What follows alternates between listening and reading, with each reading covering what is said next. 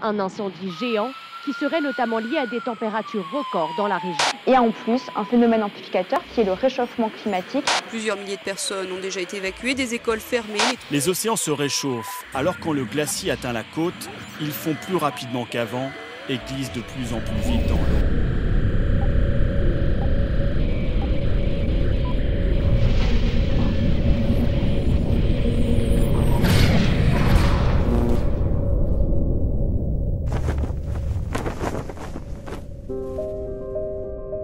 Tu étais un voyageur infatigable, curieux de tout. Tu as ouvert la voie à des générations d'océanographes. Tes recherches, tes campagnes sur le terrain, ta vision avant-gardiste ont contribué à éveiller ma conscience. Tu es un guide, un modèle dont je souhaite suivre les pas.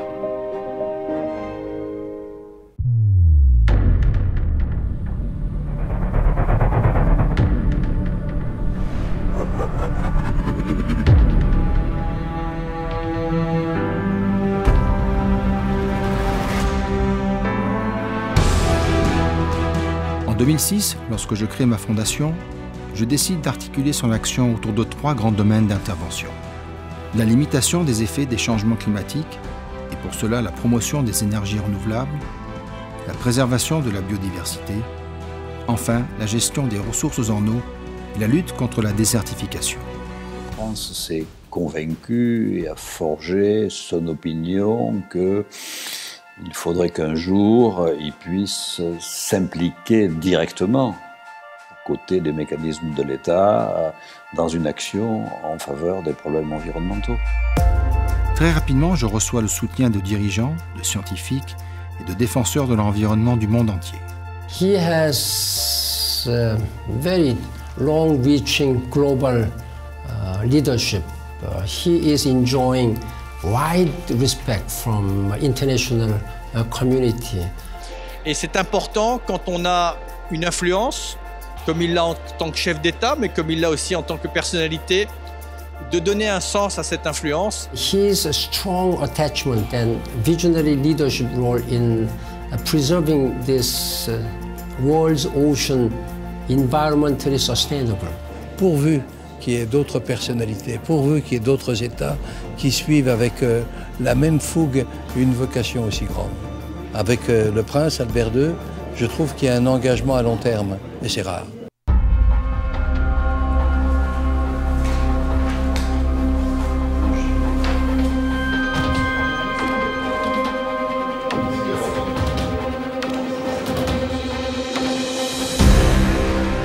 Lorsque je m'engage pour l'environnement abîmé, pour le climat dégradé, pour la biodiversité en péril, pour les mers menacées, pour les pôles fragilisés, je poursuis des objectifs à la fois personnels et universels. Je réponds à des impératifs qui touchent au plus profond de ma conscience, mais qui en même temps concernent le monde entier. Œuvrer pour l'environnement et le climat, c'est œuvrer tout d'abord pour l'humanité.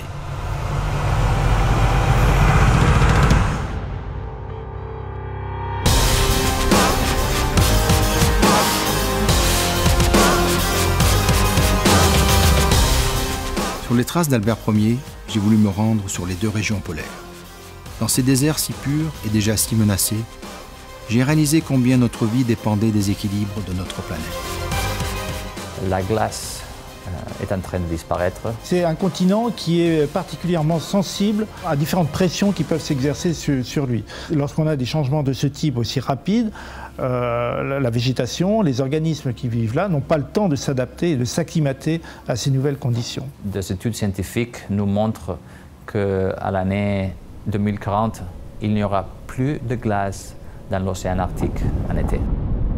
This is not science fiction, but it is not too late to take action. Climate change is a challenge which can and should be confronted.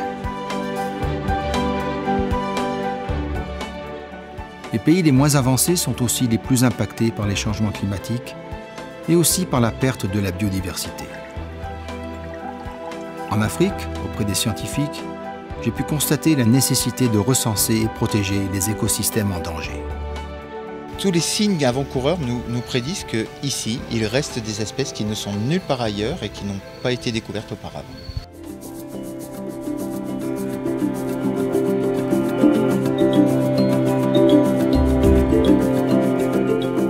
Mais il n'est pas possible de dissocier l'humain du scientifique. Pour prendre en compte la culture, les habitudes, les modes de vie des populations locales, nous avons souhaité les impliquer et les soutenir. À long terme, l'objectif est de permettre aux habitants des régions menacées de devenir les principaux acteurs de la sauvegarde de leur patrimoine environnemental. After 5 years, we will do a recensus of all the trees in the 50-hectare plot. And so that will help us to see during this period of time how much the tree gained to grow and how much died. Grâce à la Fondation, on a pris le risque, et c'est ça qui est très important, c'est d'avoir pris ce risque au départ, de monter un projet nouveau, qui a permis de mettre sur le marché des professionnels de qualité. Aujourd'hui, ces professionnels impactent des millions d'hectares de forêts, de plantations dans toute l'Afrique.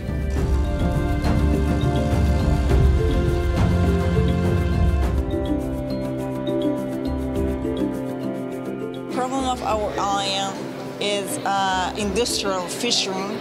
It's exterminating, our fishes. That's why we have to protect our ocean from big fisheries coming from outside.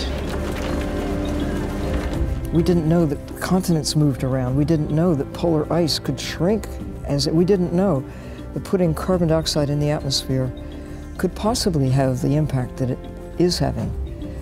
We just didn't know. But now we've got the evidence. We need to do much more to scale these commitments globally, continuously building more urgency and momentum to match the magnitude of this massive global challenge. What we need is action.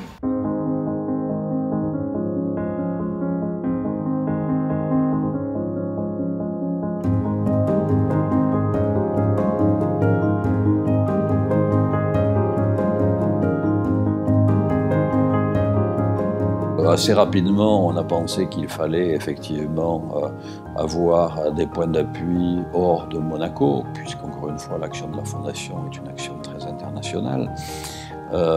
Et donc, on s'est engagé dans un processus de création de branches étrangères en Europe, en Amérique du Nord, en Asie.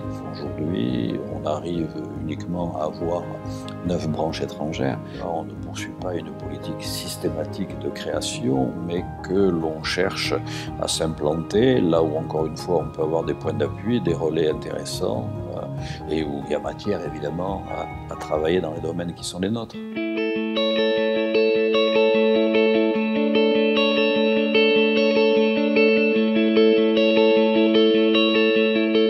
Si on arrête de jeter du plastique dans la mer Méditerranée, dans 50 ans, ce sera un problème, ça deviendra un problème bénin. Il faut arrêter d'en jeter. Et ça, comment on fait? Il y a plein de solutions. Il n'y a pas une chose à faire, il n'y a pas une alternative, il y en a un cocktail d'alternatives. Qu'elle soit législative avec des normes, qu'elle soit éducative auprès des citoyens et des gens, tout simplement, qui n'ont pas conscience de ce problème de jeter dans la rivière ou jeter dans le caniveau, pas dans la mer. Le constat, il est alarmant, mais comme le prince l'avait rappelé lorsqu'il a créé sa fondation, la planète va mal, mais il y a des leviers aujourd'hui pour faire en sorte qu'elle va bien. Nous sommes 7 milliards aujourd'hui sur la planète. 1,5 milliard sont en carence alimentaire. Nous allons passer à 9 milliards. Comment fait-on lorsqu'on sait aujourd'hui qu'on a du mal à pouvoir maintenir la pollinisation, donc la production agricole mondiale, et que la chaîne alimentaire est en train de se rompre? Ça n'avancera pas s'il n'y a pas une démonstration de mobilisation collective, et la Monaco Blue Initiative peut y aider. Elle démontre finalement à tous ceux qui négocient en ce moment aux Nations Unies sur ces sujets que oui, il y a vraiment une volonté, il y a vraiment une dynamique. On n'accepte plus un délai, on n'accepte plus de revenir en arrière. Nous sommes the Friends of the High Seas, donc les amis de la haute mer, et on va rester soudés pour dépasser les derniers blocages, les dernières barrières qui existent, des questions comme la pêcherie, des questions comme le partage des ressources génétiques marines sont encore à surmonter pour qu'on puisse avoir cet accord. Il est important de regarder la science, regarder les technologies propres possibles et surtout pouvoir partager les technologies qui existent aujourd'hui pour les pays qui n'ont pas encore cette technologie pour ne pas commettre les mêmes erreurs. Ma fondation soutient très concrètement des actions pour le développement et le renforcement des aires marines protégées. Il s'agit de créer et de maintenir un équilibre entre conservation des écosystèmes et développement économique. Au Cambodge a été créée la première zone de gestion des pêches maritimes dans l'archipel de Koh Rong. The support of the Prince Albert II of Monaco Foundation is essential, particularly to develop the financing for this area and for supporting and expanding the marine research. Cet espace protégé permet d'impliquer les communautés locales et le secteur privé, de garantir un revenu pour les populations côtières et de protéger la biodiversité de l'archipel. First time we very hard to train them, but right now it's very easy. That we train them and we told them that don't catch the small one, we just catch only a big one. Quand on voit aujourd'hui les pêcheurs être devenus en quelque sorte les meilleurs défenseurs d'une gestion durable des stocks de poissons, bon, on est satisfait d'avoir contribué à cette conversion. Aujourd'hui, le nombre des aires marines protégées a été multiplié. Ce sont des mesures extrêmement courageuses qui, j'espère, inciteront d'autres pays à aller dans le même sens et à faire de l'objectif de 10% des aires marines protégées une réalité, ou même plus, dans quelques années, et certainement avant l'horizon 2020.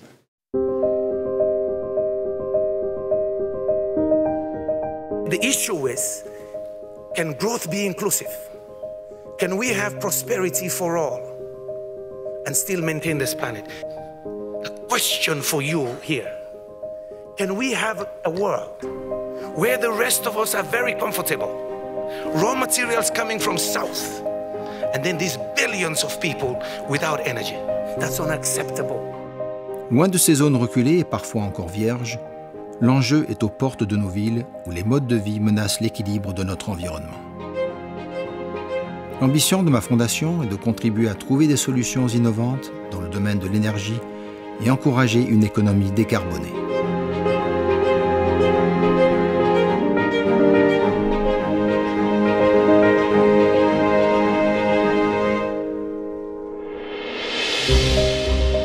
Aujourd'hui, 3 à 4 milliards d'êtres humains n'ont pas accès à l'eau potable dans le monde. Captage et alimentation en eau, projet de gestion intégrée des ressources en eau ou création d'unités locales de dessalement, la Fondation multiplie les initiatives pour venir en aide à ces populations. Nous devons à la fois protéger la ressource en eau, protéger la matière en quelque sorte, et assurer sa distribution. Il ne faut pas arrêter nos efforts, il faut continuer, il faut que l'éducation, la formation restent au centre de nos efforts car c'est du court terme, du moyen terme et du long terme pour l'avenir de nos enfants. Toutes ces campagnes, toutes ces missions de terrain à travers la planète, le soutien aux scientifiques, aux locaux, l'organisation de colloques et forums, les discussions et rencontres au plus haut niveau ont permis de fédérer de nombreux États autour de la principauté de Monaco. De nombreux partenariats ont été noués avec des partenaires prestigieux. Notre initiative pour la préservation du thon rouge a été une victoire. Elle a su convaincre les principaux acteurs. Elle nous incite à poursuivre nos efforts. Just 6 years ago, when the Mediterranean bluefin tuna stocks were in serious trouble because of uncontrolled fishing, Prince Albert was among the first people to bring the issue to the world stage and called for a solution to protect the species. So it's the success stories that also benefited from communication, from telling people why the bluefin tuna is important, not just as a fish in the sea, but it's probably one of the most valuable fish in our plate. Il faut continuer à surveiller, à combattre la pêche illégale et surtout à mettre en place peut-être une filière durable du thon rouge. C'est le seul moyen pour qu'on puisse justement toujours observer cet animal fantastique dans notre mer.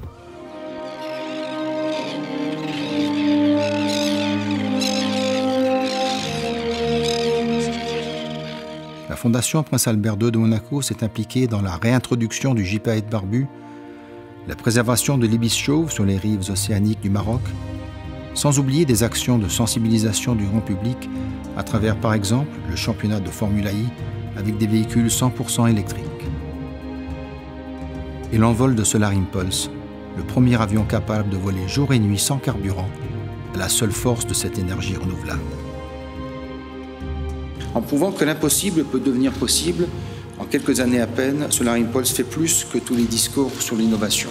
Et c'est le plaisir d'essayer, d'avancer, de se dépasser ensemble. Qu'est-ce que nous avons en commun?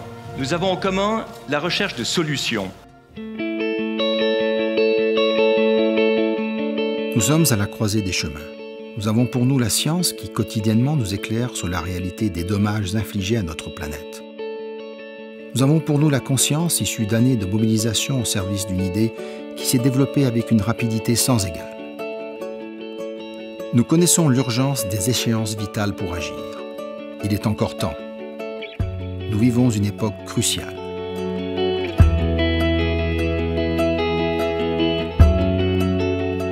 De nos décisions et de nos actions dépend l'avenir de nos enfants.